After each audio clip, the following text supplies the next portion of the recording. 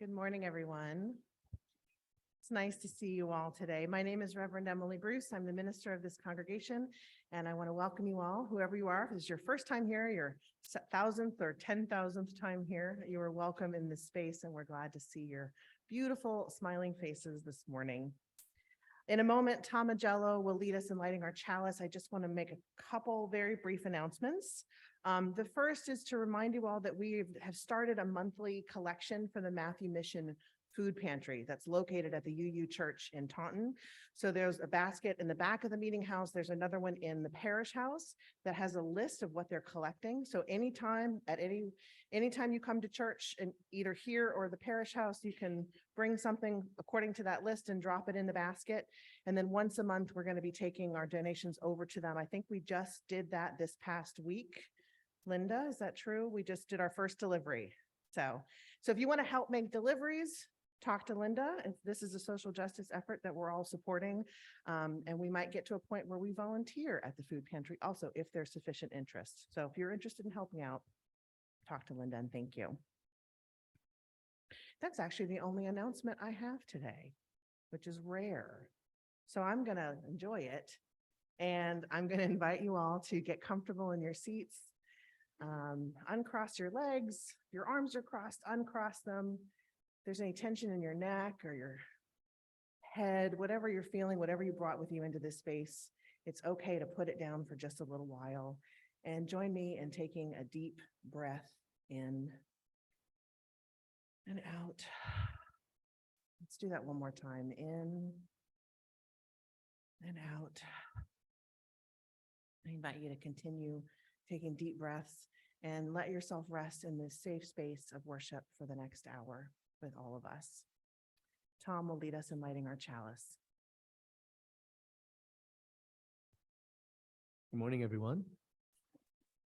I'm Tom Agello. I'm a member of our governing board, and I'm the worship associate for this morning.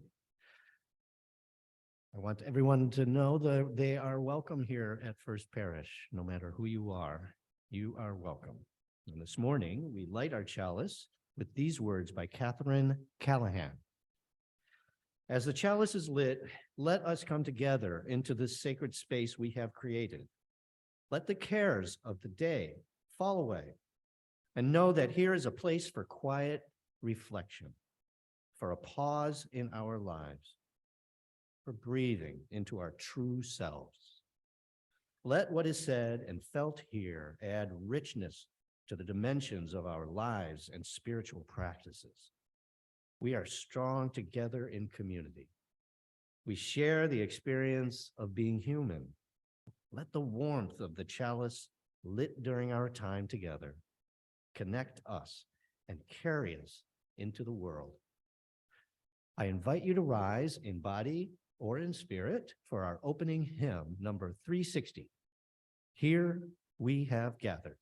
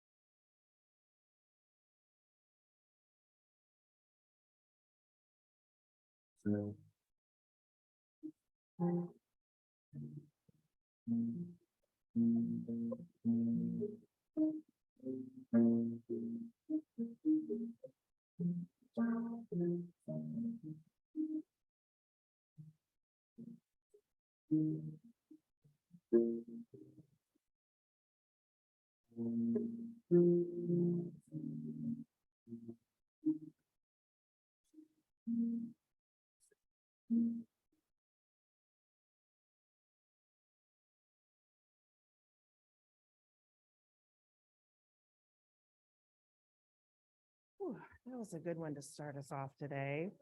It was.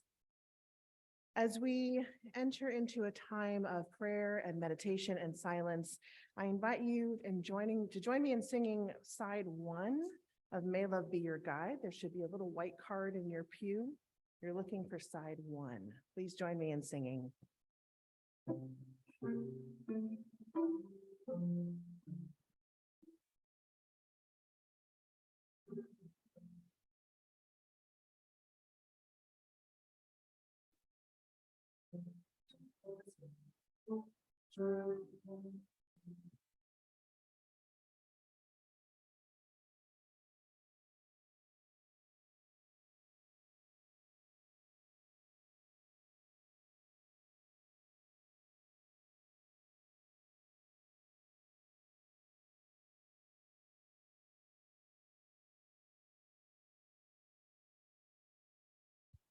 Friends, as we enter into a time of prayer, I just want to take a moment to speak to all the terrible and tragic losses in our community and our country recently. As others have so eloquently stated,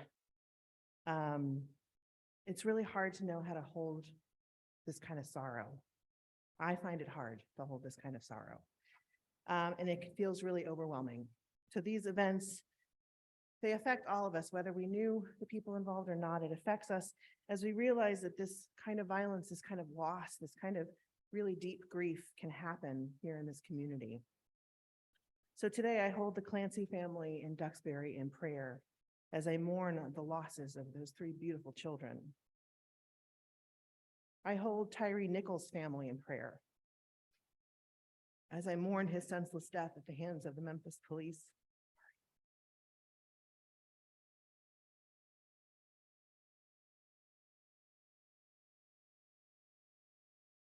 I hold the family and friends of Aiden Ramsey, the Silver Lake student who died by suicide last month, in my prayers. I hold in prayer the survivors and families and communities of the mass shootings in California, and the 8 other mass shootings that have happened recently across our country. I hold Sarah Emmerich's family in prayer after her death in October. And I hold all of that, and it's really, really heavy, as you can tell. But I stand up here and I get all teary in front of you because I believe within my heart it's very important to name this grief.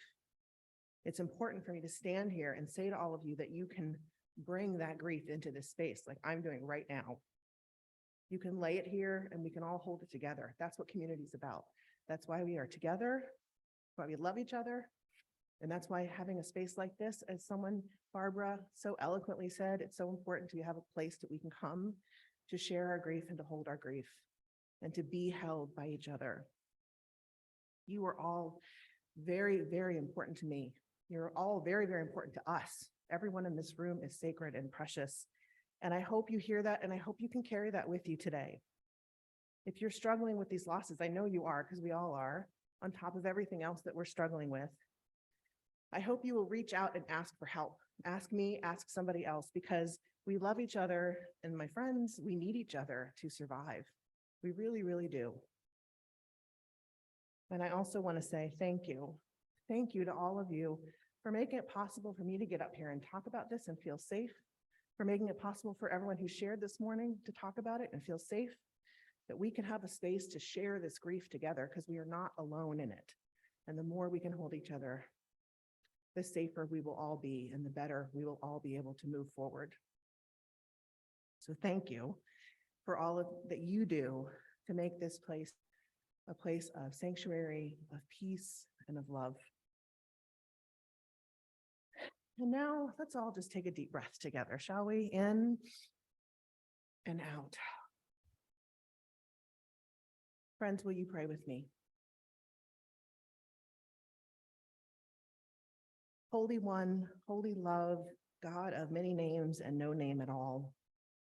We invite your healing presence into this space and into the hearts and minds of these gathered here this morning. In a time of senseless violence, unimaginable pain, and deep suffering in our community and our world, we ask for your help. Help us to know we are not alone with these feelings and with these struggles to understand. Help us to remember that we have the strength of this community to lean on, that we can provide a safe place for others as they provide a safe place for us. Help us to feel gratitude and joy for the many blessings for which we are grateful, blessings of life and love, friends and family, hope, and the belief in healing. And help us to generate that hope and that healing when we can't find it elsewhere. Help us to love ourselves and each other today and every day, that we may know we are precious, we are holy, we are needed, that the love we are able to give and receive can literally save our life. And may we make it our mission to love those around us, bringing light to a world that is full of shadows. Holy Presence, we pray for understanding, for compassion, and for peace for our broken world this morning. And in the name of the great love that surpasses all understanding, we pray. Amen. Let us now hold some silence together.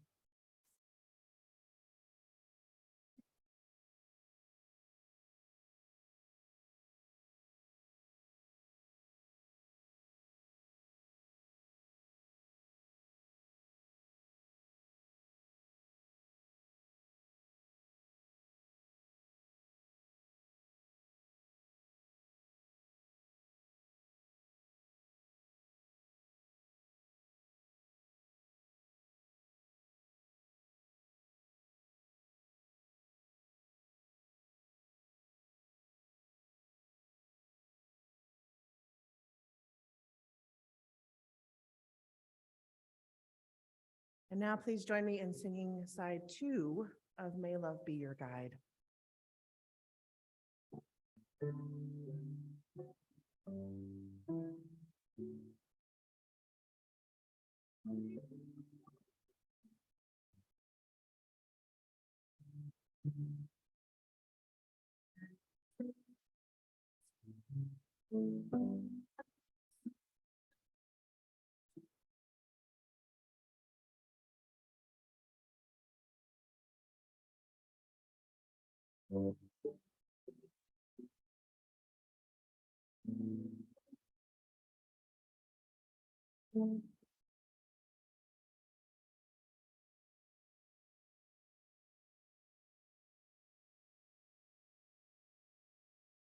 A quick program note in the order of service. It has the offering and the reading in a different place, in a different order. So we'll be going now into our offering, and the reading will follow it.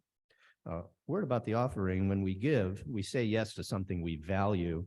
And in this congregation, we take up an offering each week to say yes to the values of our UU faith and yes to this beloved community.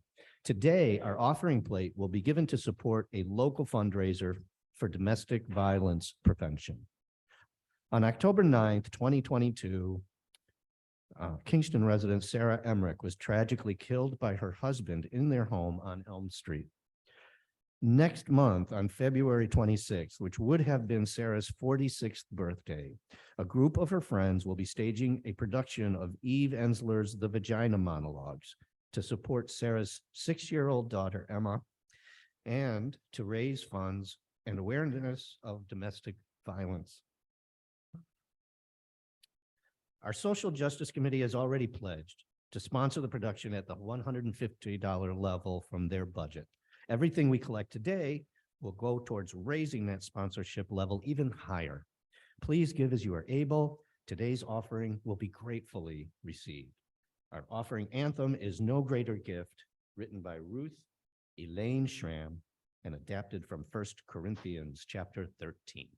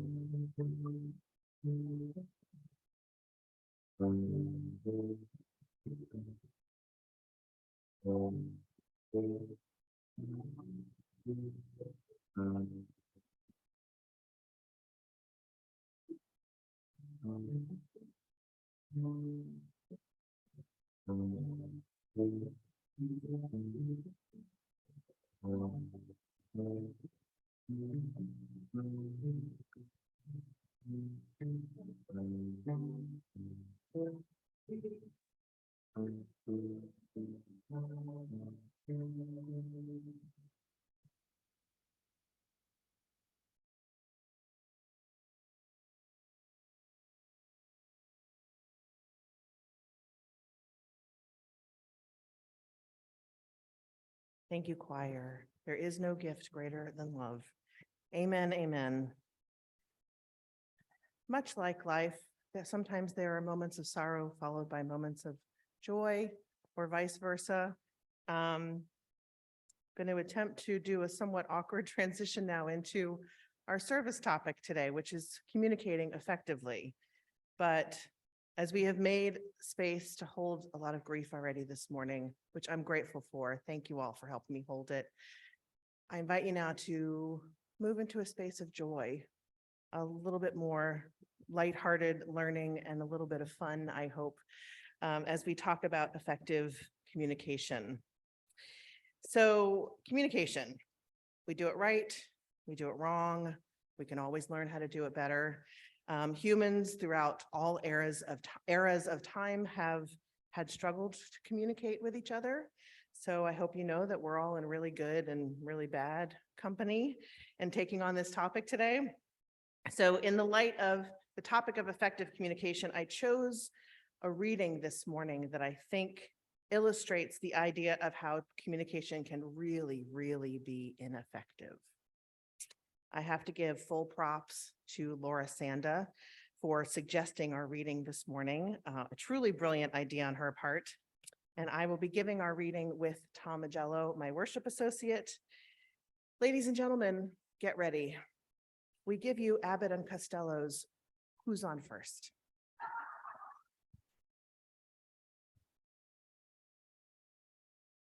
You know what, Tom? I think my mic needs to be a little bit. No, it's louder. better. It's good. Is it okay? Can you hear me? I don't think you can hear me. Can you go up? Oh, there we go. Better? Better? Okay. Starting again. You know what, Tom? I love baseball. I really do, living here in Red Sox country. It's first, it's going to open up in April. I know. Can't wait. Very It's excited. coming around. But it seems to me that they give these ball players nowadays really peculiar names. Funny names, like nicknames, Strange names, Yeah. pet names, like Dizzy Dean, and his brother Daffy. Daffy Dean. Yes. Yes, and their French cousin French. Gouffet. So when I watch a Red Sox game, like most of you, it's really important to know the players' names, right? So who's on first? What's on second? I don't know who's on third. That's what I want to find out. I say, who's on first? What's on second? I don't know who's on third. You don't know the fellas' names? Well, I should. So who's on first? Yes. I mean, no, the fella's name. Who? The guy on first. Who? The first baseman. Who? The guy playing. Who is on first? I'm asking you who's on first. That's the man's name. That's whose name? Yes. Well, go ahead and tell me. That's it. That's who? Yes.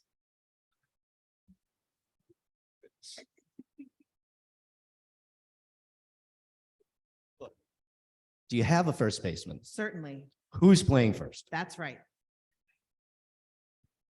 When you pay off the first baseman every month, who gets the money? Every dollar of it. All I'm trying to find out is the fella's name on first base. Who? The guy that gets. That's right. Who gets the money? He does every dollar. Sometimes his wife comes down and collects it. Whose wife? Yes. All I'm trying to find out is what's the guy's name on first base. No. What is on second? I'm not asking you who's on second. Who's on first? One base at a time. Don't change the players around. I'm not changing nobody. Okay, calm down. Take it easy. Take it easy. I'm only asking you, who's the guy on first base? That's right. What's the guy's name on first base? No, what is on second? I'm not asking you who's on second. Who's on first? I don't know. Third, we're not even talking about him. How did I get on third base? Well, you mentioned his name. If I mentioned the third baseman's name, who did I say is playing third? No, who's playing first, Tom? Who's playing first? What's on first? What's on second? I don't know. He's on third. There I go, back on third base again.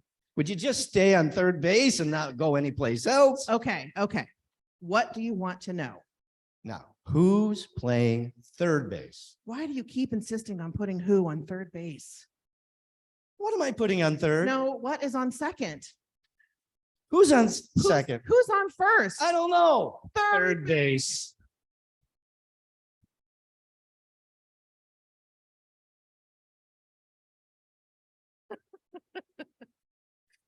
Oh, yeah. Thank you, Tom, for taking on that little performance with me. I know we did not do Abbott and Costello justice, so you can hold that opinion to yourself. But how many of you know who's on first? How many of you remember that? Yeah, okay. I felt like it was a really good way to demonstrate ineffective communication, because Abbott and Costello, of course, are on two completely different pages, and they're clearly not listening to each other. At least Abbott is certainly not listening to Costello. Have you ever been, I'm sure you have, been in a conversation like this, where it's clear that you're just not on the same page, the frustration's mounting? I bet there's people in this room that you've been in a conversation like that with, and that's okay, because it's a little bit of an extreme version of what we're talking about today. This service is number 4 in our 5-part series on covenant. So 2 weeks ago, we had number 3, which was listening respectfully without being judgmental, viewed through the lens of understanding white privilege and how white people benefit from it. That service explored how we so often shut down when we hear something we don't like. For those of you who were there, you may remember that. How we dismiss people who have different opinions, and importantly, how we can refuse to engage when we feel really challenged. And then also what we lose when we do that, the opportunities for understanding and growth that are lost when we can't listen without judgment. So today we're going to take the next step and talk about how we can communicate effectively. So if you look at the order of your service in the front, you'll see the whole covenant printed there. As we are doing with this series, let's read the covenant together. We, the members and staff of First Parish Church, Kingston, gather as a welcoming community and covenant as individuals to be truthful and respectful with ourselves and one another, to attempt to communicate effectively, to be open and welcoming to all who come within our midst, to listen respectfully without being judgmental, and to practice love and compassion. So the 5th and final phrase, which we're going to talk about next month, is practicing love and compassion. So we're talking about effective communication today. We all know it's important. It's not too much to say that communication is literally the gateway to any successful relationship between any two people. It also helps bind communities together when they can talk about the things that are happening. And it's the foundation, or at least it should be, for how we live on this earth with other human beings. It all comes down to communication.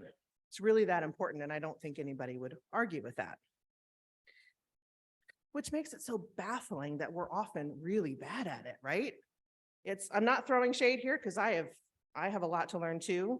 It's so easy to get caught up in ourselves and our own concerns and completely forget about how we're in relationship with the people around us, right? We all do that.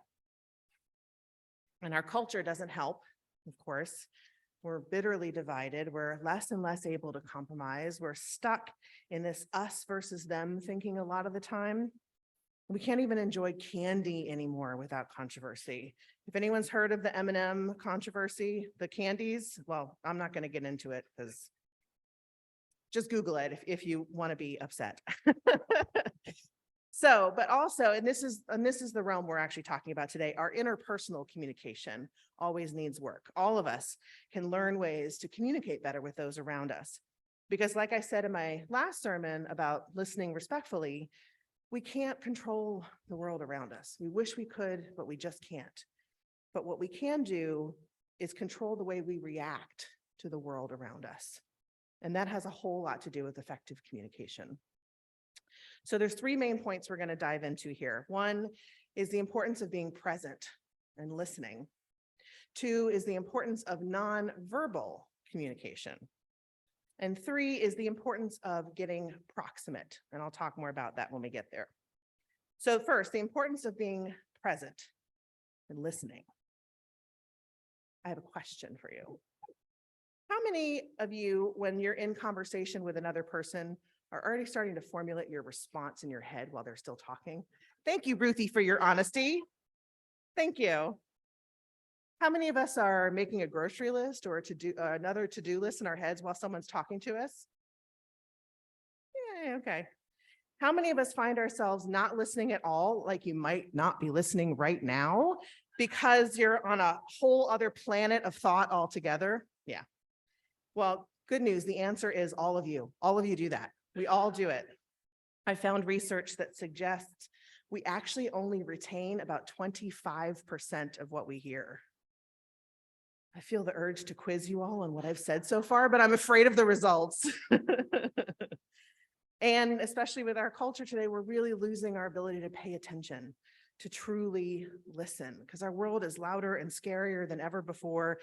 And it's hard for us to be quiet. It's hard to get still. It's hard to be present without our brains spinning off into a million different directions. But the single best way to improve your communication skills with those around you is to listen. So we're going to play a little game, 3 games actually, to illuminate the sermon today. And I need 6 volunteers to come up and help me with these games. Ruthie, get on up. All right, that's 4. I need you, Joan. I see Bob Erlinson getting up. The single dude to volunteer. Good job. Come on up. 2, 3, 4. Is that 6? 1, 2, 3, 4, 5, 6. Okay. All right. So everybody just line up here and facing the crowd. Okay. So watch the candles. Watch the candles.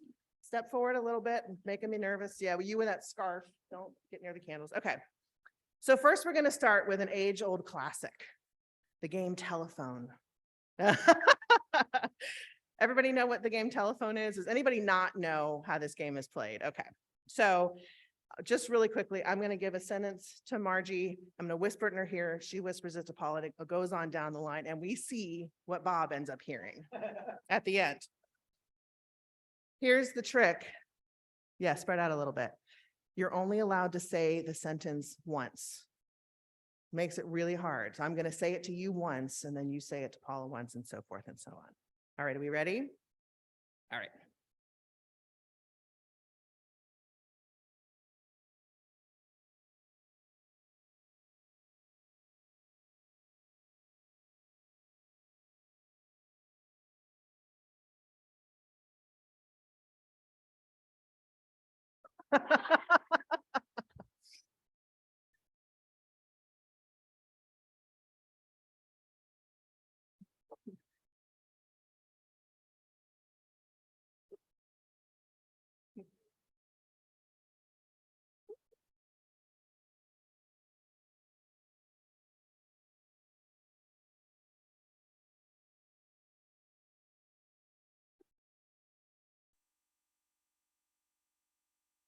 Wait, say it again louder.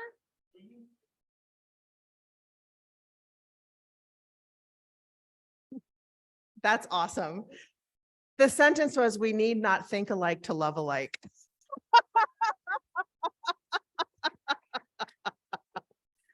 Wow. That went in a direction I did not expect.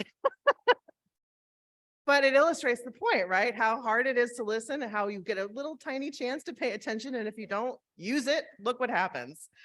The other thing I love about this game is how much gets lost in communication, right? So the next time you're hearing something third hand or fourth hand or fifth hand, I encourage you to stop for a minute and say, am I sure this information is actually correct? What has gotten lost in translation? And can I go back to the source? So thank you all very much. That was right. No. If you're willing to stay, there's 2 more games. No pressure, but I hope you're willing to stay. All right, so the next one is about nonverbal communication.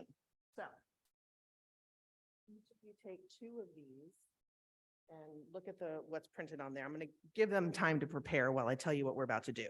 So this is about nonverbal communication. So much of how we're feeling is expressed non-verbally through our facial expressions, through our body posture, through what we do with our hands. But how often do we focus on taking that in when we're talking to somebody? I mean, it may register subconsciously, but you can learn a lot by paying attention to people's body language. And You can also learn about yourself by paying attention to your own body language. So we're going to play something that I call emotional charades. So everybody has 2 slips of paper. Each piece of paper has an emotion on it. And we're going to take turns going down the line. So you're all going to go twice, but we'll go through the line and then go through the line again. They're going to take turns communicating the emotion on the piece of paper without words. And you guys have to guess what they're trying to say. So I encourage the volunteers, think about your facial expression, think about your body, like how you're standing, what you're doing with your hands, anything and everything. You just can't use any words at all. Are we good? Do you need a minute? All right. There's also, this isn't there's no points here. So just shout out the answers if you have them, or raise your hand however you feel comfortable. All right, you ready to start? Go for it.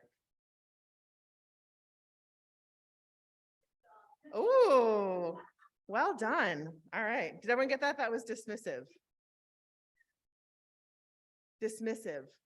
Dismissive. Sorry, I could use the microphone. All right. Well done. All right. Confused. Good. Diane?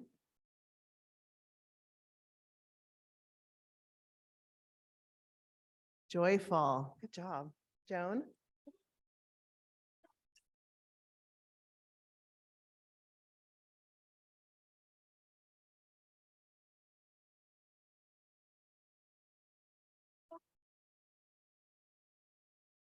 In awe. Well done. That was a lot of things. I wasn't sure what was going on there for a minute. All right, Ruthie. Bored. Well done. All right, Bob. Mad. Wow, he really didn't have to do much to look mad. All right, let's do round 2. Margie, when you're ready.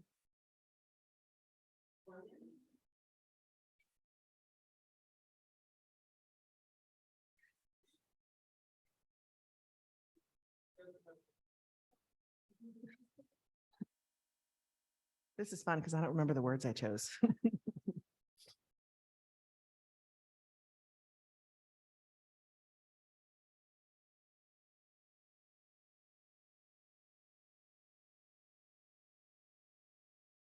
What was it?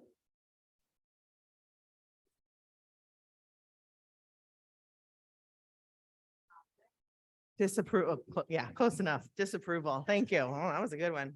All right, Paula.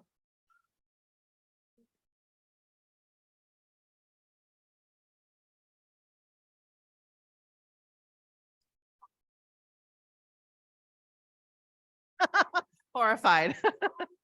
Yes, yes.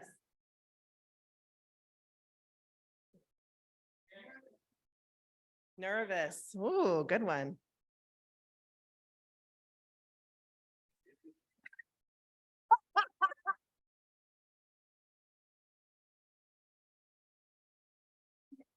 Proud.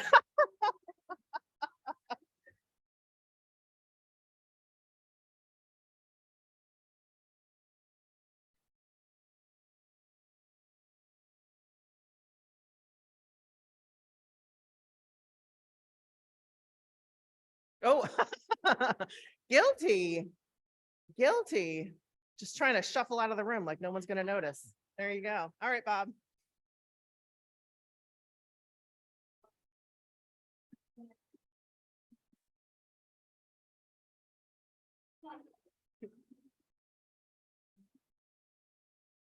Grateful. Yes. Well done, everybody.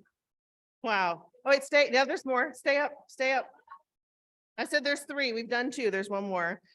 How did that feel? How many of you like really caught the emotion right away? Well, I mean, I heard your feedback. How many were like, what the hell are they doing? Yeah.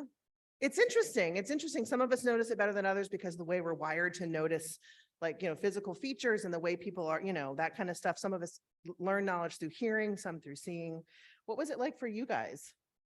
I mean, you didn't struggle, obviously, to do this. I thought it would have to kind of coax them out for you a little bit more, but I didn't. So. Mhm.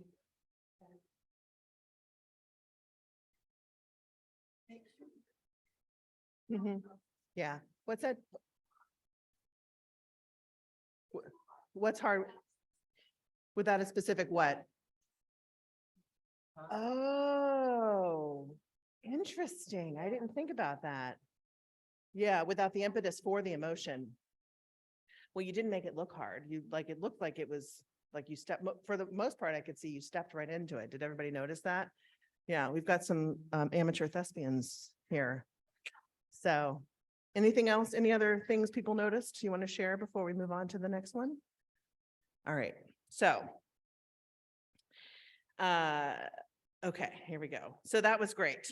We've got one more exercise, and this is the one where I talked about getting proximate. So I'm going to give you all, take one, pass them down. So the phrase getting proximate, I got this from Brian Stevenson, who's a civil rights advocate. He runs the Equal Justice Initiative, which works to overturn wrongful convictions. And I've heard him speak a couple times. He did the Ware lecture at GA a couple years ago. And one of the things he talks about a lot is the importance of getting proximate. In his work, he means getting proximate to the marginalized and the oppressed, to actually see them as people and build a relationship with them as you're doing the work. That's really important. You really can't understand the issues until you get to know the people. And so it's all about relationship. And in this exercise, it's also all about relationship. You have to be willing to get close to understand. You have to be willing to engage with the person. And I'm hoping this exercise in a different kind of way will illuminate that. This is something I call, don't try to communicate effectively via email. So I've given every volunteer a slip of paper. On it is printed the same exact sentence with a different word emphasized. So I'd like to encourage you all to think of the tone, build a little story for yourself and why you're saying the sentence you're going to say the way you're going to say it. Think about tone, think about story. So much as you communicated emotions non-verbally in the last exercise, I invite you to decide the tone of your sentence and how you're going to communicate that. So I'm going to give you all the sentence first without any emphasis at all, so you know what you're going to hear. And the sentence is this: I didn't say she took the money. I heard Tom laughing. I didn't say she took the money is the sentence. So Margie, take it away. I didn't say she took the money. I didn't say she took the money. I didn't say. I didn't say she.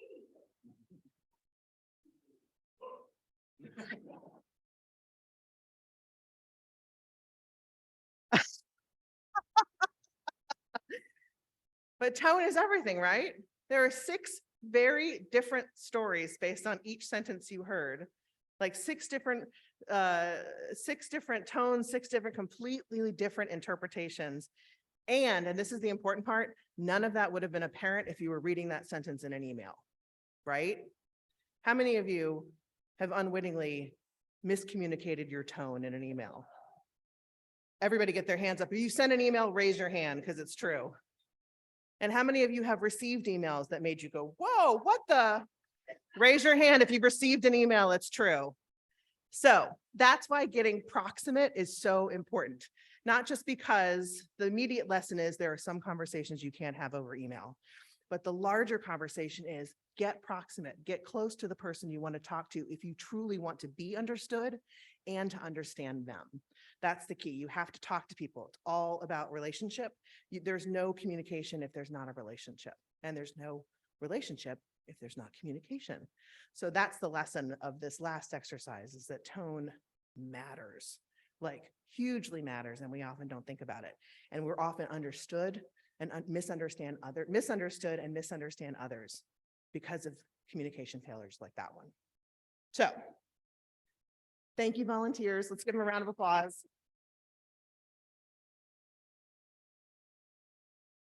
Thank you, thank you, thank you.